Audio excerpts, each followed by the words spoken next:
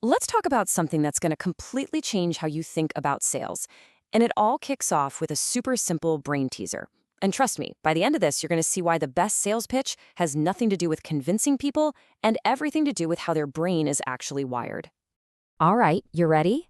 Let's do a quick mental warm-up. Don't think too hard, just fire off the answers. What's 7 plus 3? 12 minus 5. 2 times 4? Okay, you got 'em. And now, bam, quick, name a vegetable. Whatever pops into your head first. Let me guess, you said carrot, right? Yeah, I thought so. And look, it's not because you're a huge carrot fan or anything. It's because your brain, even under that tiny bit of stress from the math, just went for the easy win. It grabbed the fastest, safest, most default answer it could find. And that right there, that little mental shortcut is the secret key to understanding sales. So, this gets us to a really huge idea that kind of flips the script on sales. We all think sales is about being this slick, persuasive talker, right? Having the perfect argument. But that's not it. The real secret isn't about convincing anyone of anything. It's about knowing how our brains are wired to make choices when we're busy, stressed, or just have a million other things going on. Now, think about your buyer for a second. Their brain is basically in the same mode yours was during that little quiz.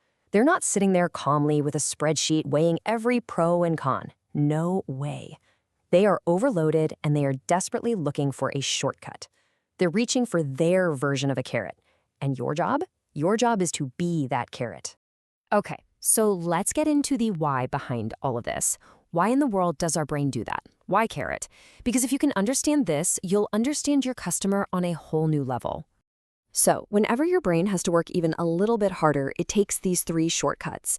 As you can see here, it's hunting for something familiar, something certain, and something fast.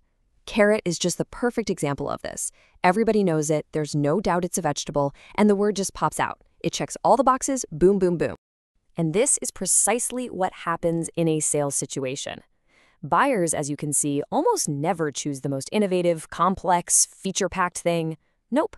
They choose the one that feels the safest, the one that's the clearest, and this is so important, the one that's easiest for them to go explain to their boss. And look, this isn't about them being lazy. It's just predictable human behavior. Okay, so now that we know this, what do we actually do with it? It all starts with lesson 1, be the default. The lesson here is really, really simple. If your pitch is complicated and takes 5 minutes to explain, you've already lost. Their overloaded brain is just going to latch onto a competitor who has a much simpler story.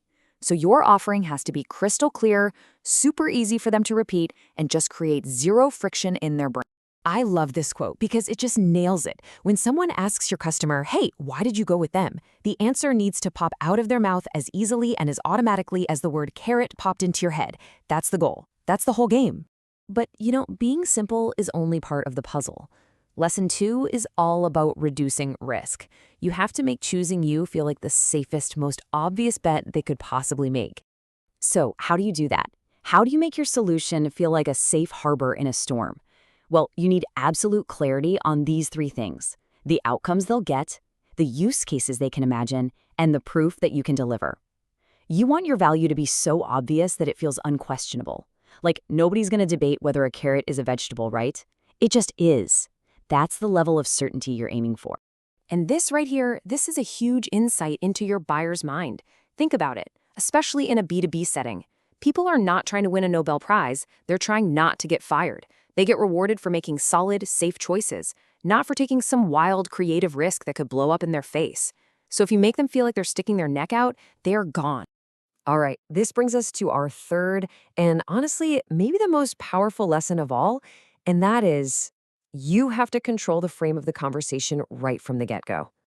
Just think about this for a second.